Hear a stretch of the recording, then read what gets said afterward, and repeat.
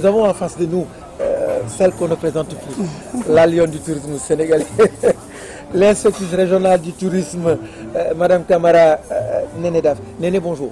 Bonjour, bonjour Kaupa. Ça va? Ça va, alhamdoulilah. Vous vous êtes déplacé depuis hier au niveau de l'hôtel. C'est quoi? Qu'est-ce que vous faites dans cet hôtel? Qu'est-ce qui se passe, Néné? En fait, comme vous l'avez tantôt dit, vous savez que nous sommes actuellement avec le ministre Mambay Kagnan et son équipe, le cabinet en l'occurrence, mais aussi des partenaires du secteur du tourisme, nos partenaires, le secteur privé, en l'occurrence les agences de voyage, les hôteliers, mais aussi les guides.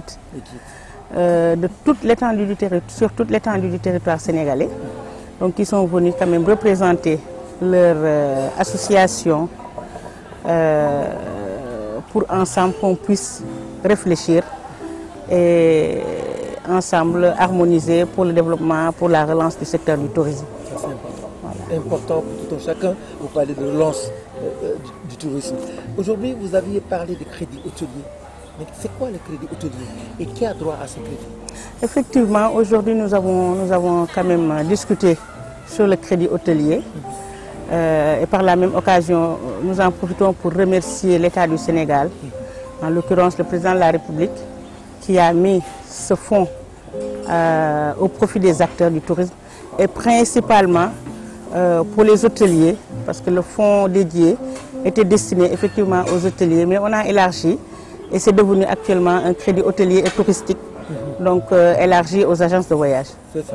Donc le crédit a été mis en place depuis les problèmes avec l'Ebola.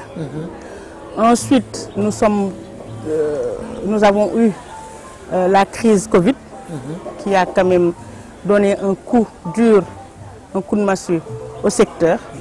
Et donc ça a été renforcé par l'État aussi. Et là, pendant ce temps, beaucoup d'acteurs en ont bénéficié, en l'occurrence les hôteliers, les agences de voyage, les guides, mais aussi nous pouvons citer les vendeurs d'objets d'art. Et personne n'a été laissé en rade. Ce qui nous a permis quand même de tenir le coup et de nous permettre actuellement de parler de relance du secteur. Et là, vous avez compris que le tourisme est l'affaire de tout un chacun. Comme vous le dites, Kopa, le tourisme est l'affaire de tous. Et donc tout le monde doit y trouver son compte, mais aussi apporter sa modeste contribution pour qu'on puisse avoir une bonne relance du secteur. Ça, c'est important. Et le code du tourisme, vous voulez orienter le tourisme, parfaire le tourisme pour que tout le monde comprenne l'orientation du tourisme. Le code du tourisme, généralement, c'est quoi en fait? Vous avez, dans chaque secteur, il faut qu'il y ait des barrières d'entrée et des barrières de sortie. En quelque sorte, on peut dire loi et règlement. Parce que si on n'a pas ce code-là, on ne peut pas travailler en synergie avec les acteurs, avec nos autres collègues des autres administrations.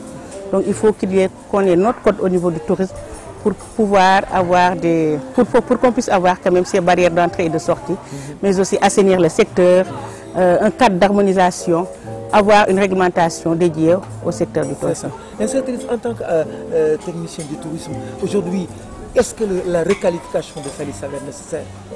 Effectivement, parce que vous savez, nous sommes en train de trouver nos nouvelles niches. Nous sommes en train d'aménager d'autres sites comme Pointe Sarène Mbodjen, Kafountine, Abéné, du côté de Saint-Louis, du côté de Louga. Donc il faudrait qu'on essaie de requalifier Saly, parce qu'on ne peut pas laisser Saly en rade, parce que Saly est la mère de toutes ces zones à aménager.